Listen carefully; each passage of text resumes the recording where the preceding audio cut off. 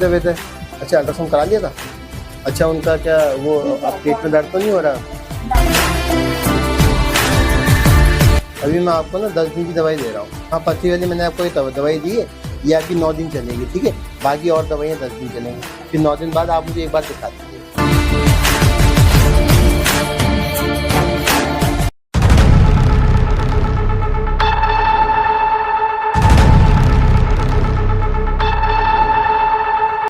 नमस्कार, मैं शिवा पारासर आपके साथ और आप दिख रहे हैं इंडिया 24 न्यूज। और आज के हेलो डॉक्टर शो में इंडिया 24 न्यूज का खास कार्यक्रम जो है प्राइम टाइम में जो 9 बजे आप लोग देखते हैं। आज के शो में, हेलो डॉक्टर शो में, आज हमारे गेस्ट हैं बरेली के जाना माना नाम डॉक्टर दर्शन मेहरा जी।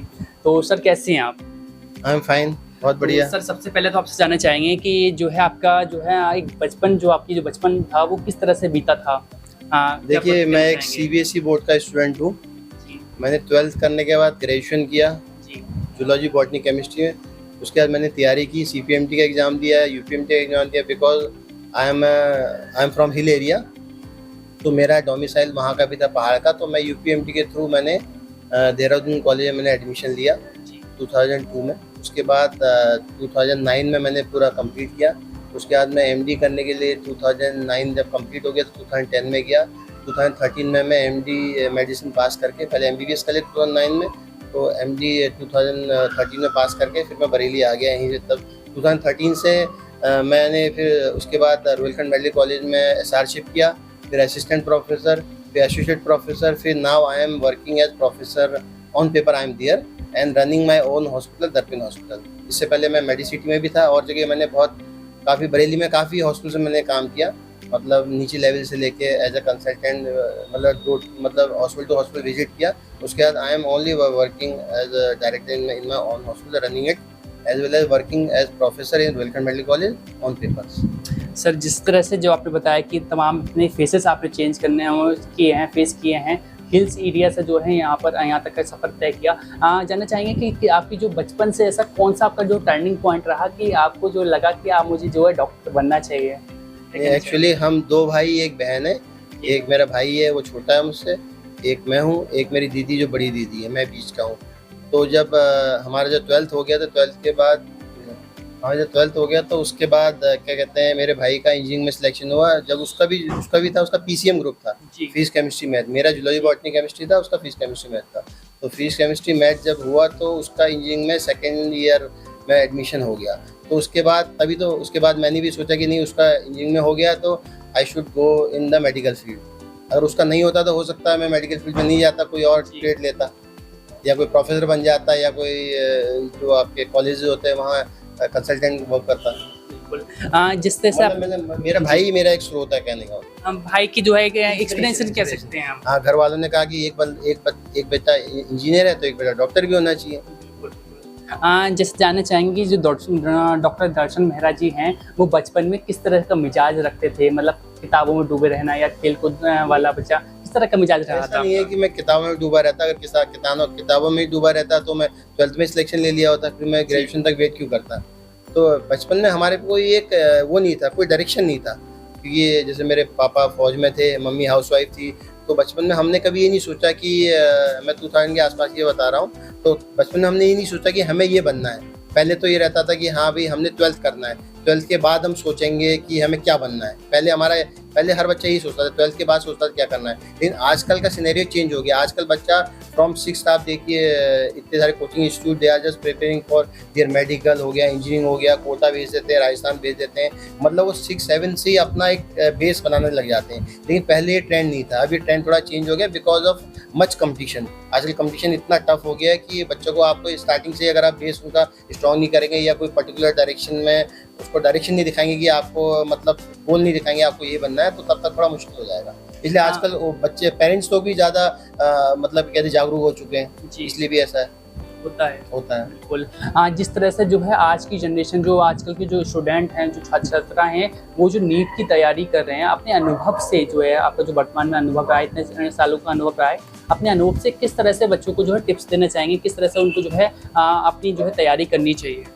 मैंने पिछले काफ़ी सालों में मैंने देखा है स्टूडेंट को, those who are selecting in through NEET, तो वो बच्चे जो सिलेक्शन होकर गवर्नमेंट कॉलेज में सिलेक्शन लेते हैं या किसी भी और कॉलेज में सिलेक्शन लेते हैं, तो वो स्टार्टिंग से उनका गोल रहता है कि मुझे नीट पास करना है।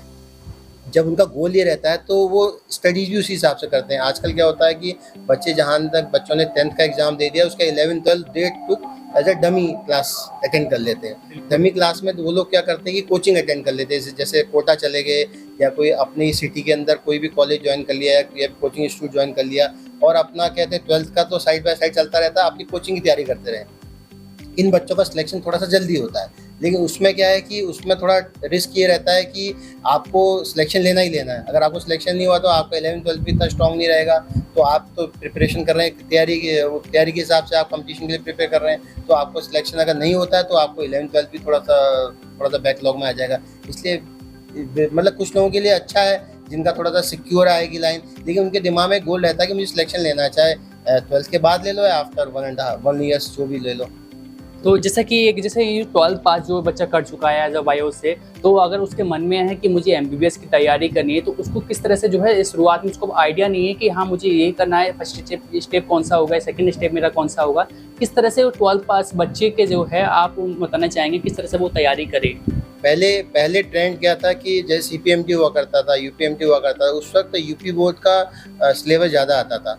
लेकिन अब क्या है, जब से नीट का एग्ज़ाम हुआ है तो इन लोगों ने नीट में क्या किया कि ऑल ओवर इंडिया के जितने भी कॉलेज हैं उसको एक कॉमन एंट्रेंस एग्ज़ाम दे दिया है। उसमें क्या है, कॉमन एंट्रेंस मीन्स कि जितना सीबीएसई बोर्ड है, आईसीएसई बोर्ड है, ऑल ओवर इंडिया के जितने भी बोर्ड्स हैं उसका एक हर एक का आता है। ऐसा नहीं कि केवल यूपी बोर्ड आ रहा है या कोई और हिमाचल बोर्ड आ रहा है या कोई बिहार बोर्ड आ रहा है, ऐसा नहीं आ रहा है। पूरा ऑल ओवर इंडिया में तो सबसे कॉमन जो सिलेबस होता है वो एनसीईआरटी होता है, सीबीएसई की बुक्स होती हैं। अगर आपने सीबीएसई की बुक्स थ्रू आउट पढ़ रखी हैं, 10 टाइम्स 12 टाइम्स थ्रू आउट पढ़ रखी है, तो हर एक क्वेश्चन सीबीएसई की बुक से आता है। और सबसे बड़ी बात क्या है कि 80% ऑफ द सिलेबस वहाँ से आता है। बच्चा क्या करता है कि 10% क्वेश्चन के लिए इधर उधर भागता है। जैसे उसको लगा कि मेरा 2 क्वेश्चन आउटसाइड सिलेबस आया है, तो वो उन बुकों को कंसल्ट करेगा कि मेरे 2 क्वेश्चन आया, मैं उसको कर लूँ। लेकिन वो ये नहीं देखेगा मेरे जो 80% क्वेश्चन जहाँ से आए हैं पहले मैं उसको पढ़ूँ, उसके बाद ख़त्म होने के बाद वो करूँ। इसलिए बेटर ये है कि पहले इंसान को जहाँ पे मैक्सिमम नंबर ऑफ क्वेश्चन आ रहे हैं पहले उसको करना चाहिए, ना कि जो इक्का दुक्का परसेंट है उसके पीछे भागना चाहिए। जो आजकल के बच्चे जो नीट की इस समय तैयारी कर रहे हैं, एक पहला अटेम्प्ट दे चुके हैं, दूसरा अटेम्प्ट दे चुके हैं, उनका जो डेली रूटीन है, नहीं अटेम्प्ट दे पा रहे हैं, क्वालिफाई नहीं कर पा रहे हैं, डेली रूटीन उनको किस तरह से अपना रखना चाहिए ताकि जो है कि वो अच्छे से जो तैयारी करके जो अटेम्प्ट देकर नीट क्वालिफाई कर सकें? क्या स्टडी जो बच्चा करता है, चाहे लेट नाइट करे, चाहे मॉर्निंग आवर्स में करे, चाहे आफ्टरनून आवर्स में करे, तो डिपेंड करता है बच्चे के ऊपर। अल्टीमेटली उसको अपना एक कॉमन शेड्यूल तो बनाना पड़ेगा कि मेरे को अगर 4 सब्जेक्ट आ रहे हैं, जूलॉजी, बॉटनी, फिजिक्स, केमिस्ट्री, तो हर एक का उसको किसको प्रेफरेंस देनी है और उसका कौन सा सब्जेक्ट स्ट्रॉन्ग है, ये हर बच्चे को पता होता है। तो जो उसका वीक सब्जेक्ट होता है उसको स्ट्रॉन्ग बनाना चाहिए, जो उसका इजी सब्जेक्ट होता है उसमें तो उसके फुल मार्क्स आने चाहिए। क्योंकि आजकल कंपटीशन इतना टफ हो गया है कि बच्चों का मार्क्स काफ़ी, मतलब they are getting 720 out of 720, मतलब फुल मार्क्स आ रहे हैं। तो इसलिए कट ऑफ भी 85-90% से ऊपर जा रही है। तो इसलिए आजकल तो कट थ्रोट कंपटीशन है। तो इसलिए हर एक सब्जेक्ट, चारों सब्जेक्ट में से ऐसा नहीं कि मेरा एक फिजिक्स अगर वीक है तो उसको मैं वीक ही रहने दूँ। आपको वीक है तो उसको भी स्ट्रॉन्ग बनाना पड़ेगा। लॉजी, बॉटनी तो हर कोई कर लेता है, because that you have to only mug up, उसको याद करना है। लेकिन जो केमिस्ट्री और जो आपका फिजिक्स है उसमें आपको समझना पड़ेगा। केमिस्ट्री में भी इनऑर्गेनिक, ऑर्गेनिक, फिजिकल। इनऑर्गेनिक आपने रट लिया, याद कर लिया, लेकिन ऑर्गेनिक और फिजिकल में भी समझना पड़ता है, फिजिक्स में तो समझना ही पड़ता है। इसलिए आपके स्ट्रॉन्ग चारों सब्जेक्ट होना चाहिए, ना कि कोई एक वीक रह गया तो आप थोड़ा सा बैक जा सकते हैं। इसलिए आपके चारों सब्जेक्ट स्ट्रॉन्ग होना चाहिए। बिल्कुल। जिस तरह से देखा जाता है कि जो आजकल जो पुराने समय की अपेक्षा इतना टेक्नोलॉजी नहीं थी, तो अधिकांश जो छात्र जो है यहाँ तैयारी करते थे एमपीएस की, वो अधिकांश जो है बुक्स से करते थे, किताबों से करते थे। लेकिन पुराने समय की अपेक्षा इस समय टेक्नोलॉजी आने के बाद वर्तमान समय में जो है टेक्नोलॉजी काफ़ी आ चुकी है, तो काफ़ी इंप्रूवमेंट हो चुका है एजुकेशन सिस्टम में जो है। अधिकांश देखा जाता है कि जितना हमारे लिए जो है टेक्नोलॉजी फ़ायदेमंद है, उससे ज़्यादा जो है नुकसानदायक है। अधिकांश बच्चे क्या है कि जो डिजिटल एजुकेशन ले रहे हैं, लेकिन डिजिटल एजुकेशन में क्या है कि एज ए लैपटॉप या फ़ोन से जो है एजुकेशन ले रहे हैं। फ़ोन एक ऐसा माध्यम हो गया है आपके जीवन का, हमारे जीवन का, कि जो है अच्छी बातें भी दिखाता है और बुरी बातें भी दिखाता है। अधिकांश जो स्टूडेंट होते हैं, इतना उन पर प्रेशर होता है कि जो है डाइवर्ट हो जाते हैं गलत दिशा में। किस तरह को जो है उनको अपने लक्ष्य पर जो है केंद्रित रहना चाहिए और किस तरह से फोकस करना चाहिए अपने लक्ष्य पर? जो किसी भी आपका गैजेट कोई भी है उसको आप यूज़ भी कर सकते हैं, मिसयूज़ भी कर सकते हैं। अगर आप मोबाइल फ़ोन का यूज़ कर रहे हैं तो उसको आप अगर आप फेसबुक चला रहे हैं और कोई भी आप ऐप चला रहे हैं, तो जब आपकी नेसेसिटी नहीं है, because you are a student, आपको अगर स्टडी से उसका कोई मतलब नहीं, तो that is a wastage of time, उसको यूज़ नहीं करना है। वैसे ही लैपटॉप भी आ गया, अगर लैपटॉप आपके स्टडीज से उसका कंसर्न है तो उसको यूज़ कर लिया, अदरवाइज आप उसको मूवी देखने के लिए यूज़ कर रहे हैं, किसी और पर्पज़ के लिए यूज़ कर रहे हैं, तो आप अपना टाइम किल कर रहे हैं। वैसे ही टीवी है, टीवी जस्ट फॉर एंटरटेनमेंट आपका थोड़ा सा टाइम यूज़ कर रहे हैं तो बात लगे। अगर आप थ्रू आउट द डे कुछ सीरियल्स भी देख रहे हैं या उसमें गलत मतलब सॉन्ग्स देख रहे हैं, कुछ भी देख रहे हैं एक्सवाइजेड, तो आप अपना टाइम किल कर रहे हैं। तो टाइम तो एक दिन में 24 घंटे होते हैं। अब 24 घंटे में चाहे आप उसको अपने एंटरटेनमेंट के लिए यूज़ कर लो, चाहे अपने स्टडीज़ में यूज़ कर लो, it is up to you, आप उसको कैसे यूटिलाइज करते हैं। बिल्कुल। तो ये सब बिल्कुल। देखा जाता है कि जो है अगर लेते हैं, एक छोटा सा एग्जांपल लेते हैं, अगर एक किसान का बेटा या एक ऑटो चालक का बेटा या एक रिक्शे वाले का बेटा या एक ठेला चलाने वाले का बेटा, अगर उसका सपना है कि 12th के बाद मैं MBBS की तैयारी करूं, तो उसके पिता या फैमिली सपोर्ट से उसको सपोर्ट मिलता है, वो जो है नीट की तैयारी करना शुरू कर देता है एज अ कोचिंग सेंटर्स में। यहाँ देखा जाता है कि लाखों रुपये जो फीस जो है कोचिंग सेंटर वाले नीट की तैयारी कराने के लेते हैं, और परिवार वालों को भी जो देना पड़ता है। देखा जाता है कि जो है बच्चे जो है पहला टाइम देते हैं, दूसरा टाइम देते हैं, वो क्वालिफाई नहीं कर पाते हैं, तीसरा देते हैं, चौथा देते हैं, तब भी उनका क्वालिफाई नहीं हो पाता है। अधिकांश उनका प्रेशर एक ऐसा हो जाता है कि एक तो उनका जो 4 साल थे वो उनके जा चुके हैं, फैमिली जो उनका देखा जा रहा है कि फैमिली ऑटो चालक है तो वो पूरे दिन मेहनत करते हैं, इस तरह से वैसे फीस मैनेज करके वो उनको दे रहे हैं। एक फैमिली का भी उनके ऊपर, बच्चे के ऊपर दबाव हो जाता है कि हाँ फैमिली भी डाउन है, उनको मैं जवाब दूंगा अगर मैं जो है नीट क्वालिफाई नहीं कर पाया या MBBS नहीं कर पाया। तो एक प्रेशर, फैमिली का प्रेशर और एक एजुकेशन का प्रेशर और एक एज का प्रेशर बच्चे पर इतना हैवी हो जाता है कि वो आत्महत्या जैसी जो है घटनाओं को कर देता है और या गलत दिशा में जो चला जाता है। किस तरह को बच्चों को जो है उस कंडीशन में सही फैसला लेना चाहिए, क्या अपने अनुभव से बताना चाहेंगे? सुसाइड वो लोग बच्चे करते हैं those who are mentally weak. अगर बच्चे का 1 साल में सिलेक्शन नहीं हो रहा, 2 साल में सिलेक्शन हो रहा, तब उसको पता है कि उसका लेवल वो नहीं है, तो उसको क्विट कर देना चाहिए। क्योंकि ऐसा नहीं कि अगर जूलॉजी, बॉटनी, केमिस्ट्री उसके पास है, फिजिक्स है, तो केवल एक नीट ही उसका ऑप्शन है। There are n number of option, जैसे बायोटेक्नोलॉजी में चले गए, कि रिसर्च में चले गए, आइदर गोन, क्योंकि हर फील्ड में हर बच्चा एक्सेल कर सकता है। ऐसा नहीं कि डॉक्टर बन के वो एक्सेल करेगा, वो अपनी फील्ड में एक्सेल कर सकता है, चाहे वो किसी फील्ड में, चाहे एग्रीकल्चर में चले गए, चाहे वेटनरी में चले गए, चाहे बायोटेक में चले गए, चाहे आप प्रोफेसर बन गए किसी भी अपने पर्टिकुलर सब्जेक्ट के, यू गो फॉर BSc कर लो, आप MSc कर लीजिए, उसके बाद गो फॉर योर प्रोफेसरशिप। ऐसा नहीं है कि आप जस्ट अगर आपको 3-4 साल में नहीं होता देन यू शुड क्विट। आजकल के सिनेरियो में, पहले सिनेरियो अलग था, आज का सिनेरियो इसलिए चेंज हो गया है कि आजकल इंसान 2-3 ईयर्स में अपना एक ड्रीम डिसाइड कर लेता है या अपना गोल अचीव कर लेता है। उसके बाद क्या होता है कि आपको अपने जूनियर बच्चों के साथ कम्पीट करना पड़ता है, तो आपको थोड़ा सा रहना पड़ता है, थोड़ा सा आपको लगता है कि मैं थोड़ा सा उनसे काफ़ी सीनियर हूँ and I am just preparing with them, तो आपका थोड़ा सा मेंटल डिस्टर्बेंस होता है, जिस कारण से आप उस लेवल तक अपना इनपुट नहीं दे पाते हैं, आउटपुट नहीं दे पाते हैं और आप अपना परफॉर्मेंस दे नहीं पाते हैं, तो इस वजह से आपके मार्क्स कम रह जाते हैं। तो डे बाई डे आपके मार्क्स इंस्टेड ऑफ इंक्रीजिंग आपके मार्क्स कम ही होंगे। तो इसलिए बेटर ये, मैं तो चाहता हूँ, मेरा मानना ये है कि अगर 2-3 साल में बच्चे का सिलेक्शन नहीं हो रहा तो he should change his direction of मतलब वो जो भी उसकी अप्रोच है, मतलब instead of going in medical, तो वो कोई और डायरेक्शन चेंज कर सकते हैं। ऐसा जिस तरह से देखा जाता है कि आजकल की जो नई जनरेशन है वो टेक्नोलॉजी आने के बाद काफ़ी जो है टेक्नोलॉजी में जो है जा चुकी है। अधिकांश जो 3-3 घंटे 4-4 घंटे जो है स्मार्टफोन्स में लगे हुए हैं, रील्स दिख रहे हैं, तमाम ये जो है बच्चे इस तरह से जो है अपना टाइम जो बर्बाद एक किस्म से कह सकते हैं कर रहे हैं। लेकिन कई बच्चे जो उनको सही भी उपयोग कर रहे हैं। देखा जाता है कि जो है आजकल के बच्चे जो है डिप्रेशन वाली समस्या बच्चों में जो काफ़ी आ चुकी है। किस तरह से जो है ये डिप्रेशन होता है और इसका जो है सही इलाज जो है किस तरह से बच्चे कर सकते हैं, क्या आपने ये जो है तमाम जो दर्शक जो बच्चे देख रहे हैं, क्या उन बच्चों से कहना चाहेंगे? डिप्रेशन बच्चे को तब होता है जब उसको लगता है कि मेरा सिलेक्शन नहीं होगा। अगर बच्चा अपने गोल की तरफ अपना रिजल्ट देखेगा, उसको लगता है कि 1% मेरा सिलेक्शन नहीं होता है, तो फिर वो डिप्रेशन में जाएगा। उसके लिए उसको रात को नींद नहीं आएगी, तो he will start taking anti depressant. जब एंटी डिप्रेसेंट लेगा तो उसका हैबिचुअल हो जाएगा। इसलिए अगर रात को बच्चा लेट नाइट पढ़ रहा है, तो आपको लेट नाइट पढ़ने से अच्छा ये बेटर ये है कि आप अर्ली मॉर्निंग पढ़िए, कि लेट नाइट आप पढ़ेंगे तो आपका जो बायोलॉजिकल रिदम होगा, जो बायोलॉजिकल क्लॉक होगा, वो डिस्टर्ब होगा। उस डिस्टर्ब होने से आप सो नहीं पाएंगे तो आप टेंशन में रहेंगे, फिर आप डिप्रेशन में रहेंगे, फिर आप सेडेशन के लिए गोली लेंगे या एंटी डिप्रेशन लेंगे। उसके अल्टीमेटली क्या होगा, आप हो सकता है कोई सुसाइडल अटेम्प्ट या ऐसा कुछ करें, या आप ज़्यादा सोचेंगे तो आप अपनी पढ़ाई के ऊपर ध्यान ना देके आप सोचने में रहेंगे, जिस वजह से आपको प्रॉब्लम हो सकती है सिलेक्शन में भी और आपके परफॉर्मेंस में भी।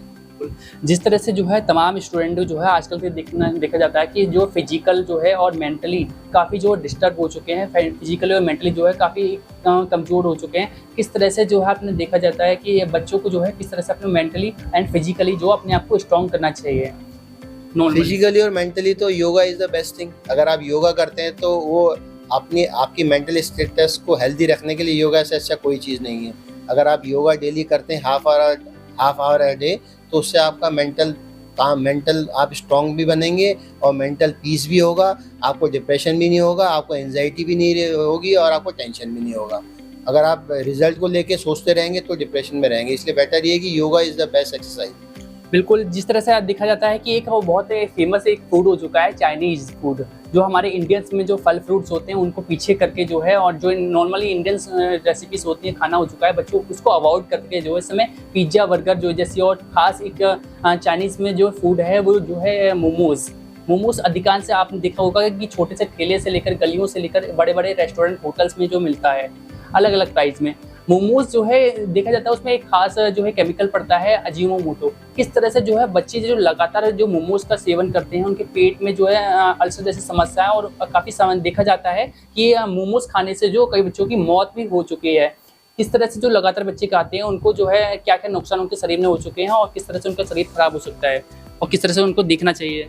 जितने भी फास्ट फूड हो, चाहे बर्गर हो, चाहे पिज़्ज़ा हो, चाहे मोमोज़ है, these all are spicy foods. वो आपको गैस्ट्राइटिस करेंगे, गैस्ट्रिक अल्सर करेंगे, गैस्ट्रिक इरिटेशन करेंगे, आपको इंडाइजेशन होगा, फिर आपको डिफिकेशन में डिफ़िकल्टी होगी, मतलब स्टूल में डिफ़िकल्टी होगी, हो सकता है ब्लड भी आए। इसलिए ऐसे फूड्स को अवॉइड करना चाहिए और घर के फूड को लेना चाहिए। लेकिन बच्चे लोग ऐसे फूड इसलिए लेते हैं क्योंकि वो रेडीमेड फूड्स होते हैं, आपको कोई इसके लिए मेहनत नहीं करनी पड़ती। आप गए, आपने मोमो परचेज़ किया या बर्गर परचेज़ किया, आपने खा लिया, आपको within 5 minutes you can have that food. लेकिन क्या होता है, अगर आप घर का खाना खाते हैं तो उसको आपको 15-20 मिनट लगता है खाना खाने में, और बनाने में अगर आपके पेरेंट्स बना रहे हैं, घर में कोई भी बना रहा है, तो उसको टाइम लगता है। तो आजकल की इतनी फास्ट लाइफ है, इंसान सोचता है कि मैं हर काम बहुत जल्दी कर लूँ, खाना भी जल्दी खा लूँ और पढ़ाई भी जल्दी कर लूँ।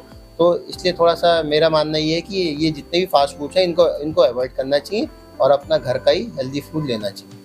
आजकल की जो नए बच्चे जो है जन्म ले रहे हैं, जो थोड़े मिनिमम उनकी एज जो है 1 साल से 3 साल 5 साल तक है, अधिकांश माएँ जो होती हैं, मॉम्स जो होती हैं, अपने बच्चों को जो है मैगी का सेवन ज़्यादा करवाते हैं। ईज़ी होता है, ईज़िली बन जाता है, हर जगह पॉसिबल हो जाता है। तो जैसे कि छोटे 1 साल से जो 5 साल के जो बच्चे होते हैं, अधिक मैगी खाने से, लगातार कंटिन्यू मैगी खाने से, डेली मैगी खाने से किस तरह से उनके प्रभाव, शरीर पर जो प्रभाव पड़ता है, मेंटल हेल्थ और फिजिकल हेल्थ। जब बच्चा छोटा होता है तो उसकी इंटेस्टाइन बढ़ रही होती है, जो इसका लार्ज इंटेस्टाइन और स्मॉल इंटेस्टाइन होती है, तो वो उसका डेवलपमेंट हो रहा होता है। अगर आप उसको मैगी की आदत डालेंगे, मैगी जैसे मैदा का हो गया या आटे का किसी का भी हो गया, तो उसमें क्या होगी कि उसका जो इंटेस्टाइन का प्रॉपर डेवलपमेंट है वो नहीं हो पाएगा, उसको प्रॉपर न्यूट्रिशन नहीं मिल पाएगा। इसलिए इसकी ऐसी जो ये मैगी टाइप की चीज़ें हैं वो चीज़ें अवॉइड करनी चाहिए और अपना घर का ही जो उसका, और दाल हो, चावल हो, रोटी हो, इस चीज़ों को ज़्यादा प्रेफरेंस देनी चाहिए। बिल्कुल जी, देखा जाता है कि इस समय जो आप देख रहे हैं कि इस समय जो वर्तमान समय में गर्मी इतनी तेज़ हो चुकी है, ये बड़ी समस्या भी हो चुकी है, जिस पर तमाम जो है लोग इसमें बात नहीं कर रहे हैं। लेकिन गर्मी का प्रभाव इतना तेज़ हो चुका है, जो तमाम जो लोग जो इसमें इनका रेगुलर जो है फील्ड में वर्क रहता है, तो वो लोग जो है फिजिकली नॉर्मली घरेलू उपचार से किस तरह से अपने शरीर को जो है मेंटली और फिजिकली हेल्थ जो है उनकी जो है ठीक रख सकते हैं, किस तरह से उनको लेना जो चाहिए डाइट। आजकल की जो हीट वेव चल रही है 45 डिग्री से अबव जो टेम्परेचर जा रहा है, तो उसके लिए सबसे इम्पोर्टेंट बात है कि आपको प्रॉपरली हाइड्रेट होना पड़ेगा। अगर आप कहीं भी जा रहे हैं, कहीं भी बाहर जा रहे हैं, तो आपको एक पानी की बोतल अपने पास रखनी पड़ेगी, ताकि जितना भी आपका वाटर लॉस हो रहा है बॉडी से, चाहे in the form of sweat हो रहा है या वेपर कुछ भी हो रहा है, तो वो आप उसको हाइड्रेट पूरा प्रॉपरली करके आपको हाइड्रेशन मेंटेन रखना चाहिए। अगर आप हाइड्रेशन मेंटेन नहीं करेंगे तो आपका बीपी कम होके आप फेंट हो सकते हैं, आप सिनकोप में जा सकते हैं, आप गिर सकते हैं। तो इसलिए प्रॉपरली अगर हाइड्रेट होंगे तो आपको जो सेल्स होंगी वो प्रॉपरली हाइड्रेशन के कारण उनका प्रॉपरली उनका वर्क करेंगे, क्योंकि बॉडी के अंदर हमारा 60% ऑफ फ्लूइड ब्लड होता है, मतलब वाटर होता है, तो इसके लिए वाटर तो बहुत इंपॉर्टेंट है। इसलिए ऐसी जगह में जहाँ पे हीट वेव बहुत ज़्यादा है, जहाँ टेम्परेचर बहुत ज़्यादा है, अगर आप ओपन ग्राउंड में जा रहे हैं, कहीं भी जा रहे हैं, तो यू शुड टेक अम्ब्रेला। आपको अम्ब्रेला लेनी चाहिए या कोई कवर लेना चाहिए जिससे कि आपको डायरेक्ट हीट ना पड़े। बिल्कुल, जैसा कि आपने जो है ये दर्पण हॉस्पिटल जो अपना स्टार्ट किया, आगे फ्यूचर में क्या आपके और प्लान्स है कि और भी अधिकांश जो हॉस्पिटल स्टार्ट करके ताकि और भी जो पेशेंटों को जो मरीजों को हेल्प मिल सके, इलाज सही इलाज मिल सके, क्या फ्यूचर प्लान्स है आपके? मैंने दर्पण हॉस्पिटल 2 जून 2019 को मैंने स्टार्ट किया था। अभी 2 जून 2024 को 5 इयर्स कंप्लीट हो जाएंगे। इसमें हमारा it is a multi specialty unit कह सकते हैं, multi specialty hospital, multi specialty unit. क्योंकि जो मैं एज ए MD मेडिसिन, मेरी वाइफ MDS, तो ये 24 hours we are working here. जो और स्पेशलिटीज़ हैं जैसे सर्जरी होगी, ऑर्थो हो गए, गायनी हो गए, या और भी कोई पैरामीटर हो गए, तो वो they all are on call. बाकी हमारे यहाँ OT होती है, डायलिसिस मशीन है, इको मशीन भी अभी, और अल्ट्रासाउंड मशीन अभी लगने वाली है विदिन अ मंथ। तो और facilities we are giving. NABH certified hospital है। We are trying our best कि पेशेंट को कम पैसे में, कम चार्जेस में सारी फैसिलिटीज दी जाए। आयुष्मान कार्ड का भी उपचार Ayushman card for the last 6 month we are using, और आयुष्मान पेशेंट्स पूरे एडमिट हो रहे हैं, चाहे सर्जरी के हों चाहे मेडिसिन के हों। बिल्कुल। चलिए, एक लास्ट सवाल हमारा आपके रहने वाला है कि देखा जाता है कि बरेली की जो आम जनता है उससे मेडिसिन को लेकर, मेडिकल हेल्थ को लेकर क्या एक आपका जो संदेश रहने वाला है? मेडिकल हेल्थ को लेके संदेश है कि जो भी कहीं से भी मेडिसिन लें, प्रॉपरली रैपर देख के लें। रैपर देख के इन द सेंस कि because large number of companies they are making medicine. आजकल फार्मा इंडस्ट्रीज इतनी ब्रॉड हो चुकी है कि हर एक एन नंबर ऑफ एक कंपाउंड, फॉर एग्जांपल हम अगर किसी सेफ्ट्राइजोन की बात करें तो सेफ्ट्राइजोन के आपको मार्केट के अंदर हंड्रेड्स ऑफ ब्रांड्स मिलेंगे।